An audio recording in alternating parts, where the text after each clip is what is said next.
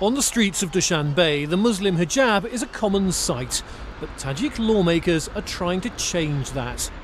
A new law urges citizens to, quote, stick to traditional and national clothes. For women, that means long dresses and uncovered hair, or scarves tied behind the head. Though it does not mention the hijab, the law is widely seen as an attempt to discourage Islamic dress, a stance supported by the Tajik Minister of Culture. با تشویش و شبهه به آنها نگاه میکند که خدا نکند در تگ سطرشون شودرشون یگان چیز پنهان شده باشد. Before the latest law, Tajikistan already had measures in place cracking down on Islamic clothing. Women with hijabs are banned from entering government offices. And in August, authorities approached thousands of women in Dushanbe and ordered them to wear their scarves in the Tajik style.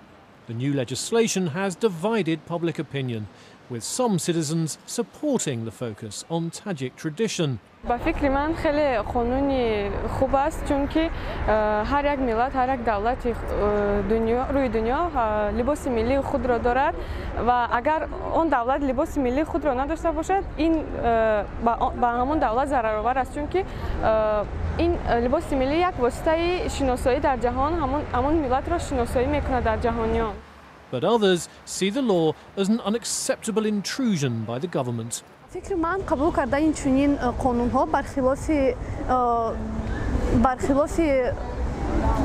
حقوق انسان هست چون که ما در یک کشور دموکراتی صاحب استقلال زندگی میکنیم. من باید خودم انتخاب کنم که کدام وقت کدامش رو من پوشم.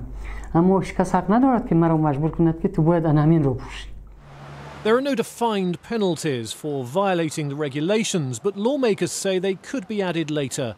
For now, the consequences are vague, but the government's message is clear: Islamic dress is unwelcome.